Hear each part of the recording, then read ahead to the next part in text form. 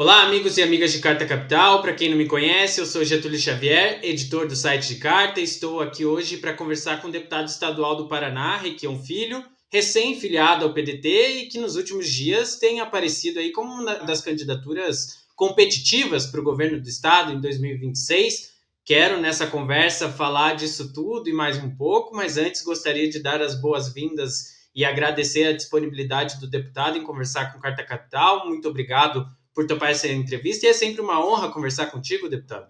Obrigado pelo convite. Eu acho importante a gente trazer aqui um pouco do que acontece na política do Paraná, do nosso estado aqui, e como isso pode ter reflexos também na política nacional e como a nacional interfere aqui no nosso estado.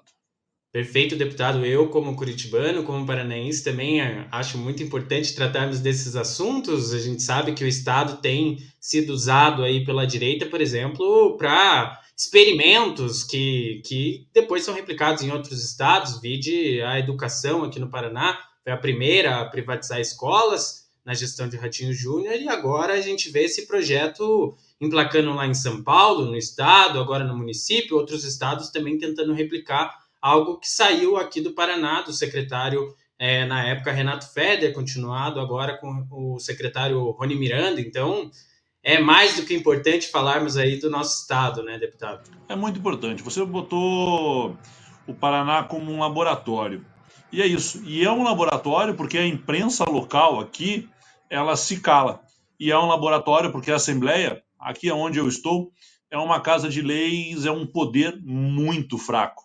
A impressão que eu tenho é que, por muitas vezes, a Assembleia não sabe o valor que tem e desconhece o seu papel na divisão dos poderes. Tanto quero falar logo mais um pouquinho desse perfil da Assembleia, da política no Paraná, mas queria começar essa conversa aqui para os nossos leitores explicando um pouquinho da sua chegada ao PDT, né? O senhor passou aí um breve período, digamos assim, no PT, uma passagem relativamente curta aí pelo Partido dos Trabalhadores, foi autorizado pela Justiça Eleitoral a se desfiliar, se ligar a outro partido e escolheu o PDT. Queria que o senhor contasse um pouquinho, explicasse um pouquinho do que pesou na sua escolha pelo PDT, como que foi essa negociação, o que te aproximou do partido. O que me aproxima do PDT é a ideia de que a gente pode, assim como o Brizola queria, construir um plano de desenvolvimento e progresso aqui para o estado do Paraná, como o Brizola quis para o Rio Grande do Sul, para o Rio de Janeiro e para o Brasil. É uma escola política interessante, muito progressista, muito preocupada com o desenvolvimento nacional e sem esquecer do trabalhador, do cidadão brasileiro. E a minha permanência no PT se tornou insustentável porque eu não sou dado a ser cordeiro, a ser gado. E estava tecendo críticas muito pesadas aos erros do governo federal e do partido e queriam me calar. E a partir disso a gente foi divergindo e essa divergência ficou insustentável. Então eu saio do partido para poder continuar defendendo as minhas bandeiras. É uma coisa que eu sempre disse, que é muito importante na política a coerência entre o discurso e a prática. E o PT no governo federal está muito distante na prática do seu discurso. E ficou insustentável. E para poder continuar eu, Requião Filho, coerente com o meu discurso, eu fui obrigado a sair. E o PDT nos dá essa chance de montar um programa aqui no estado do Paraná que foge desse debate raso, bobo e infantil de lado A, lado B, de Lula e Bolsonaro, e deixa a gente criar um programa de governo preocupado com o que realmente interessa para o povo, com geração de emprego, combate à fome, uma busca por uma educação igualitária melhor, uma saúde pública regionalizada que atenda a população. Então, dentro desse espectro da política, a gente consegue colocar em movimento uma ideia e sai desse jogo de futebol, nessa discussão dogmática que só beneficia o lado A e o lado B. Deputado, o senhor falou um pouquinho já dos projetos, do plano do PDT, do plano político do PDT aqui no Paraná. Queria saber um pouquinho se a sua chegada ao partido ela muda o posicionamento da Assembleia Legislativa do Paraná, muda alguma coisa nessa relação de forças dentro da Assembleia, ou muda alguma coisa em relação ao próprio PDT, digamos assim? Dá para dizer que o PDT foi mais à esquerda com a sua chegada? Como que o senhor avalia aí a relação de forças do PDT? Dentro do PDT eu entro para somar, não para dividir. Então, a minha entrada no PDT agora vai buscar trazer para dentro do partido e dentro de uma candidatura e de uma chapa completa de deputados estaduais, federais, senador e governador, pessoas que estejam insatisfeitas. Insatisfeitas com o governo federal e insatisfeitas também com o governo estadual e sua sede de privatização. E veja, eu nem entro no mérito esquerda e direita, porque essa discussão ela só beneficia a dois partidos no Brasil hoje. Ela deixou de ser uma discussão real sobre ideologia e passou a ser uma discussão dogmática para captar nichos, e não é isso que a gente quer. Então, o que muda na política paranaense é que o PDT é hoje um partido que busca somar e construir uma proposta. A gente vai deixar essa discussão de lado A, lado B, para eles. Deixa eles se matarem com isso e a gente quer construir uma proposta para o Paraná, um Paraná de todos os paranaenses, que cuide do pequeno empresário que gera emprego, que está lá sofrendo com imposto, com a faca na garganta, tentando pagar os seus funcionários, sem esquecer, é lógico, da grande indústria que é necessária para o PIB nacional, para ter um controle de importação e exportação, cuidar do pequeno agricultor, que é quem planta comida, sem esquecer do grande agro brasileiro, que é uma potência. Então a gente vai buscar essa criação e é isso que muda. A gente abre um espaço para se conversar a política que faz diferença na vida das pessoas, que faz diferença real. Uma política que consiga diminuir impostos e gerar mais empregos. Uma política que entenda que empresas como empresas de energia e de saneamento, elas podem ser não só uma ferramenta de desenvolvimento do IDH, mas também ferramentas de desenvolvimento econômico. Energia barata ajuda a indústria, ajuda o agro, ajuda a sociedade, ajuda o social. Água, esgoto, tratamento, saneamento, ajuda o desenvolvimento humano. Então a gente tem que buscar isso. Educação de qualidade, pública, gratuita, de qualidade, ela ajuda o Brasil a médio e longo prazo. E hoje a política está muito presa nesse imediatismo das redes sociais, buscando likes, buscando criar novidades, criar notícias a toda hora. E isso é muito ruim para o desenvolvimento a médio e longo prazo, né? Quando não se pensa no futuro, aqui no Paraná, por exemplo, nós estamos queimando as nossas reservas, vendendo as nossas empresas, vendendo aquilo que gera dinheiro para o Estado para fazer o oba-oba, pequenas obras, pequenas festas, jogar confete para cima.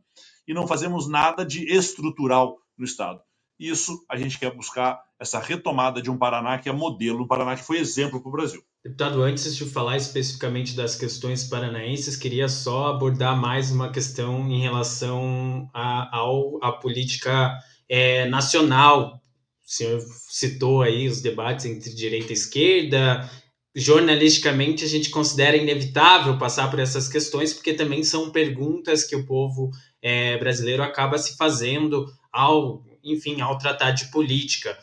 O senhor cita o PDT como uma construção de um projeto alternativo, e a gente citou logo no começo dessa conversa o Paraná como um peso político, no sentido de positivo, aqui falando, um peso, para o debate, um ator importante no debate nacional. Queria saber se durante as conversas para sua filiação, essa questão nacional para 2026, de como o PDT vai se posicionar nas eleições presidenciais, se ela foi levada em consideração, porque no partido há quem defenda uma candidatura própria, e Ciro Gomes tem feito acenos de que pode ser candidato novamente em situações extremas, ele usou essa expressão na semana passada, em uma matéria publicada até aqui na Carta Capital, mas há quem defenda que o PDT vai estar com Lula em 2026, lembro que o partido, enfim, tem ministérios no atual governo. O senhor levou isso em consideração? Tem posição formada? Levei isso em consideração e eu sou dos que defende candidatura própria. Por quê? Porque se o partido existe, ele existe para lançar candidatos e defender as suas bandeiras. Essa negociação que virou a política brasileira, esse aluguel de tempo de televisão e troca de favores que infiltra, né, o manto da política, e isso tem que acabar. Partido existe para lançar candidatos, senão não tem que existir o partido. E, infelizmente, muitos partidos hoje eles existem por causa do fundo eleitoral. Eles existem para que caciques da política tenham acesso ao fundo eleitoral. E qual é o objetivo desses partidos? eleger deputados federais para negociar favores na Câmara e ter acesso ao fundo partidário e ao fundo eleitoral. Isso é uma corrupção moral da política brasileira. O fundo é uma ideia incrível, que dentro de uma utopia deixava todos em condições iguais de concorrência. Todos concorreriam com as mesmas condições, com as mesmas ferramentas. E o Congresso Nacional estuprou essa ideia, vinculou o fundo aos deputados federais, é distribuído dentro dos partidos como eles bem entendem, para quem eles bem entendem, do jeito que eles bem entendem, e quando não cumprem ainda a lei, que já é uma lei pífia, ainda conseguem aprovar anistia para si mesmos lá no Congresso. Então eu sou a favor, sim, de uma candidatura própria do PDT, que apresente as suas ideias, que apresente a que veio, assim como todos os outros partidos. Eu vejo de uma maneira muito preocupante essa polarização que buscam. Eles querem escolher em quem a gente quer votar, eles querem escolher os candidatos, eles querem que a gente escolha entre eles. E daí qualquer brasileiro que não esteja satisfeito com isso não pode votar naquilo que ele acredita, ele tem que votar contra alguma coisa. O cara vota no Bolsonaro para não votar no Lula, o cara vota no Lula para não votar no Bolsonaro e deixa de votar numa proposta em algo que ele acredita. Então nós temos que retomar esse debate da democracia, que é muito jovem ainda no Brasil, para ser vilipendiada dessa maneira. E o PDT do Paraná já tomou uma posição ou isso ainda vai ser debatido mais próximo das eleições? Eu acho que o partido tem a sua vivência interna. Eu estou chegando agora, já coloquei essa minha ideia, já coloquei esse meu posicionamento. Foi muito bem recepcionada no PDT Paraná essa ideia aqui. E é um partido historicamente combativo aqui no estado, de pessoas apaixonadas pelo partido. E eu acho isso muito interessante, porque eu vim e fiz a minha vida política dentro do MDB, né? E era um partido combativo e o MDB do Paraná sempre foi um MDB diferenciado do MDB nacional. Sempre teve suas posições muito claras e sempre defendeu essas posições. Hoje, menos. É um partido já com uma voz um pouco mais fraca, mas ainda com uma militância aguerrida. E eu vejo no PDT essa mesma militância, essa vontade de colocar as suas posições de maneira clara e objetiva. E, deputado, agora falando enfim, do seu pleito aí como político, o senhor tem reivindicado dentro do PDT essa posição de pré-candidato a governo do estado do Paraná? Como tem sido esse debate? Já entrei no PDT, já colocando isso de maneira bem clara. Mas entro querendo a oportunidade de disputar uma convenção para que a gente tenha candidatura própria e apresente uma proposta. Porque senão não tem sentido, senão não tem porquê fazer política se não é para defender aquilo que você acredita. Não se faz política pelo cargo, não se faz política pelo poder, não se faz política por benefício próprio, se faz política para defender ideias, para defender políticas públicas. E é isso que eu busco e deixei isso muito claro dentro do PDT. Posso ganhar ou posso perder, mas eu preciso ter espaço para construir e disputar. Coisa que não existe no PT. E, deputado, parece que uma questão aí que o senhor colocou muito forte nas suas primeiras respostas é a questão das privatizações que estão sendo feitas pelo governo aqui do Paraná nos últimos 8 anos, né? É possível pensar em uma reversão dessas privatizações? Porque a gente sabe que muita coisa ao longo desses últimos 8 anos ela já foi entregue, né? Elas já foram... A Copel não é mais paranaense, por exemplo. A Copel agora pertence a fundos monetários do mundo afora. Mas a maneira hoje de se reverter um erro desse é comprar as ações de volta. Uma briga judicial, uma demanda jurídica, no Brasil de hoje, levaria 100 anos, nesse caso, com a força do dinheiro bancando grandes bancas, atravancando o sistema jurídico e sabendo utilizar esse sistema para deixar o interesse público de lado e manter o interesse de quem tem dinheiro, é muito forte. Então a gente teria que recomprar essas ações, por exemplo, de uma Copel, evitar a venda da Sanepar, rever com o governo federal essa barbaridade que foi feita pelo Lula com o apoio do Ratinho aqui no Paraná, chamado de pedágio.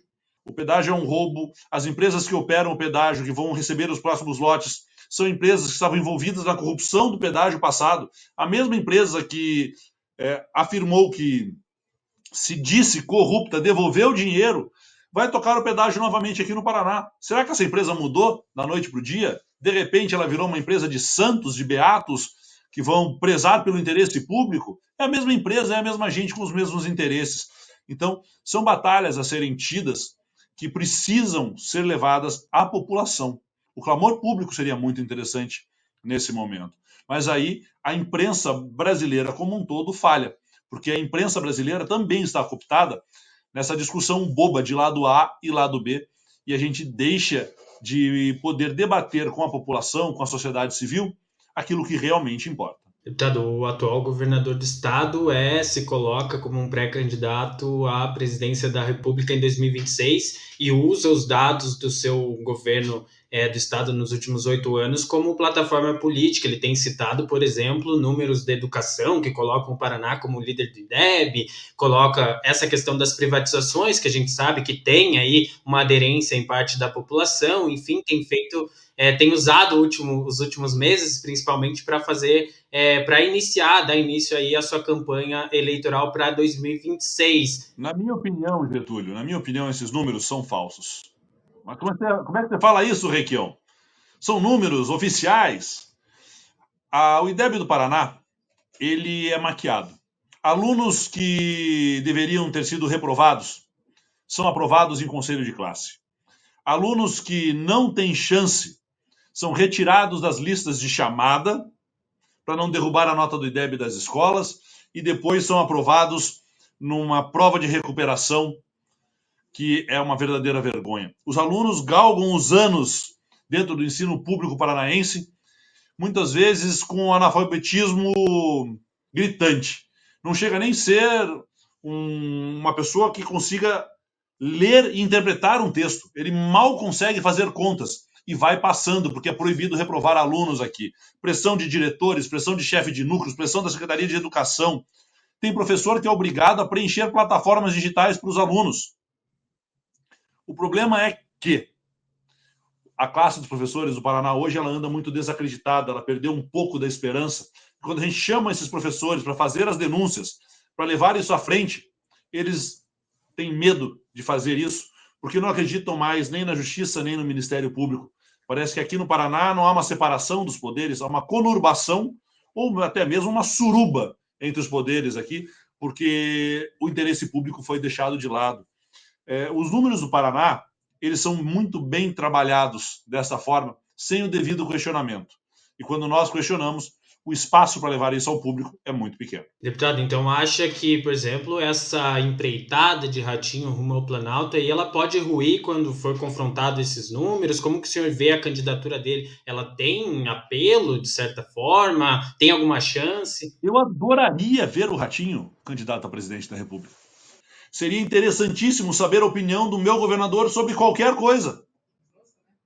Qualquer polêmica que temos no Paraná ou no Brasil, o governador se cala. Qualquer crise que temos interna, o governador se cala. Sempre uma terceira pessoa falando e ele não aparece, ele não emite sua opinião, ele não diz o que ele pensa, ele não diz quais são os seus projetos. Então ele, como um pré-candidato, vê ele ter que debater dentro do próprio partido com Eduardo Leite, com Kassabes, com Tarcísios, seria interessantíssimo para ver o que ele realmente defende e o que ele realmente pensa. Já quando deputado, e foi deputado aqui comigo, nas votações polêmicas o telefone dele sempre tocava e ele ia atender fora de plenário. Então, a candidatura de Ratinho Júnior à presidência da República poderia esclarecer muitas dúvidas que eu tenho sobre as opiniões dele sobre os problemas do Paraná e do Brasil.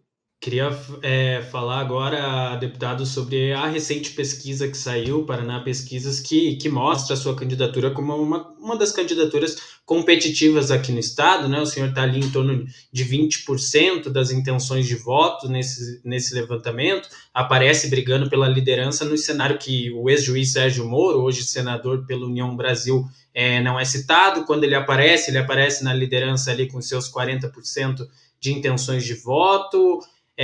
Como que o senhor avalia, como que o senhor recebeu esses resultados, como que o senhor vê esse cenário? É de fato isso que foi mostrado? O senhor acha que tem um pouco mais, um pouco menos? Como que o senhor vê essa questão da pesquisa eleitoral? Eu acho que é uma pesquisa, mas ela demonstra que há espaço para a boa política, para o bom debate.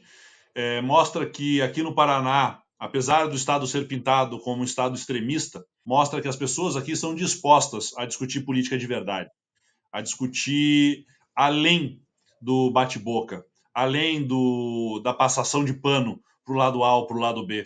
E isso me dá uma esperança na política real, porque eu não sou nem o candidato do Planalto, não sou o candidato do Palácio do Governo e não sou o candidato da classe política. Então, assim, quando as pessoas, mas como é que você vai ser candidato? Você não tem o apoio dos grupos políticos. Graças a Deus que eu estou fora dessa negociação, que eu me coloco de uma maneira independente nesse debate. Porque a minha candidatura ela não nasce de interesses políticos econômicos de financiadores de campanha. Ela nasce do debate e da conversa com a população. Então eu digo, eu não sou o amigo do dono do prédio, eu sou amigo do porteiro. E ele me deixa entrar, e quando eu entro nesse debate, eu espero trazer a discussão para um nível melhor sobre política. E não estou falando aqui daquela lenga-lenga de debate de alto nível, não vamos nos agredir. Não, não, não, não. Eu estou falando que eu trago a discussão, o debate para a realidade do povo paranaense. E, deputado, muita gente progressista, quando a gente publicou a notícia dessa recente pesquisa em Carta Capital, nos comentários era possível ver muita gente se questionando como uma figura como o ex-juiz da Lava Jato, Sérgio Moro, aparece tão bem colocado nessa pesquisa. No Paraná, a princípio, ele tem uma rede de apoiadores, mas nacionalmente tem apresentado aí vários índices de rejeição, tanto é que na eleição nacional passada, seu nome não figurou entre os candidatos do Planalto, ali por manobras justamente partidárias para driblar essa rejeição à sua candidatura. Como que você explicaria para esse leitor que nos faz esse questionamento a figura do Sérgio Moro? Como explicar essa força, que coloco entre aspas, por falta de outra palavra para nos referir a esses 40%? Explico de uma maneira simples. O Paraná não vota em Sérgio Moro nessas pesquisas. Ele vota numa ideia, numa construção de combate à corrupção, uma pessoa que se diz apolítica. E isso me assusta muito, porque a política, quando bem feita, ela é a melhor forma de ajudar as pessoas e ela é a única forma de se ajudar a quem realmente precisa. Mas Sérgio Moro se apresenta, então, como uma ideia. E eu acredito que essa ideia pode ser facilmente desconstruída num debate, mostrando quem é Sérgio Moro, o que ele conhece da coisa pública, como ele atuou no Senado, e a gente pode trazer isso daí para o chão da fábrica, para o chão da escola, para o chão das ruas do Paraná, das nossas estradas, para o chão batido das nossas estradas rurais, por exemplo, e trazendo essa realidade, a gente pode botar Sérgio Moro dentro do debate, não como uma ideia, mas aí sim, como pessoa e administrador público. Eu acho que isso vai ser um debate muito interessante, que pode e deve ser feito aqui no Estado. Porque se começarem esse debate esquerda e direita, mas você é Bolsonaro, você é Lula, a gente puxa esse debate de volta para a realidade das pessoas e fala assim: tá bom, sem o mimimi, qual é a sua proposta? O que você tem como solução para este problema? E explicar por que a solução dele funciona ou não funciona. Então, a ideia é essa, é trazer. Então, a força de Sérgio Moro não é do Sérgio Moro, é da ideia do combate à corrupção, de um romantismo criado ao longo dos anos de raiva à política, movimentos apolíticos. Geralmente, esses movimentos apolíticos são feitos por quem tem muito dinheiro e muito interesse envolvido na política. E isso não é bom para a população. E trazer esse debate é necessário nesse momento.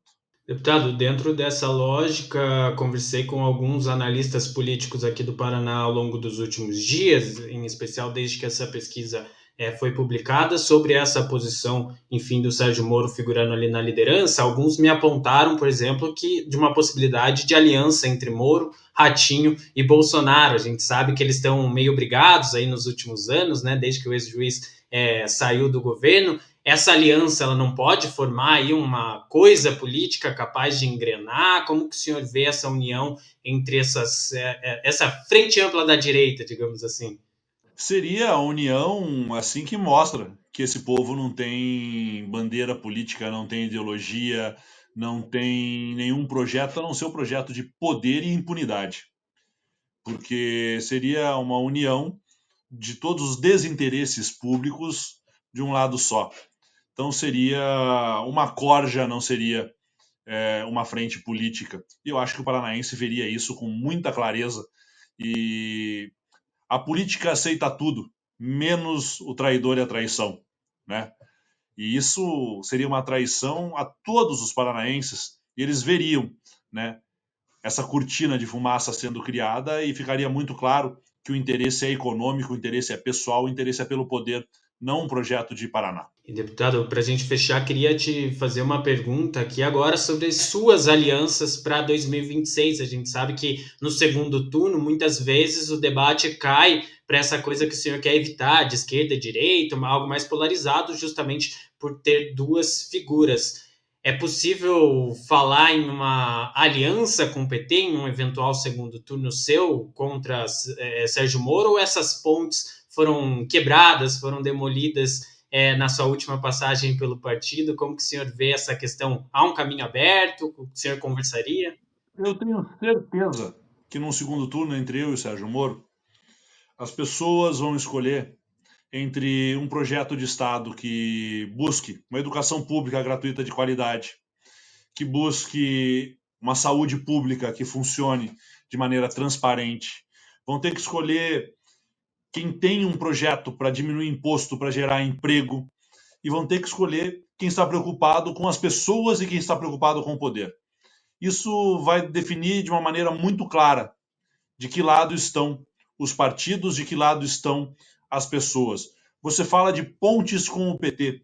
Eu tenho uma dificuldade enorme com a cúpula petista paulista, com a cúpula petista aqui do governo federal, mas eu tenho um carinho enorme pela militância, que sonha em um Brasil mais justo, que sonha em um Brasil mais honesto, um Brasil mais transparente, onde todos tenham direitos. Eu acho que as alianças num segundo turno elas se darão em cima de propostas, não de acordos, não de conchavos.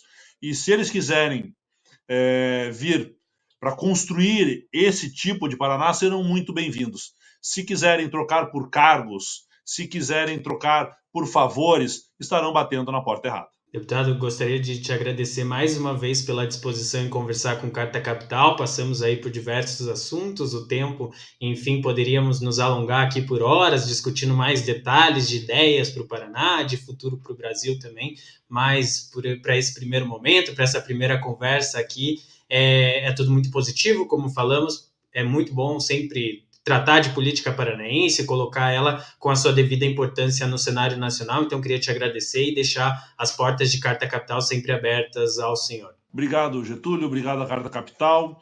E o projeto é um projeto em construção. Nós queremos colocar o Paraná em movimento. Todo mundo que quiser pensar esse Paraná, que quiser trazer uma proposta, que quiser ajudar a construir um programa de governo, é bem-vindo. A gente dispensa os canalhas, mas quem tem o amor pela sua nação, pelo seu estado e quer fazer diferente, é bem-vindo para discutir esse Paraná conosco.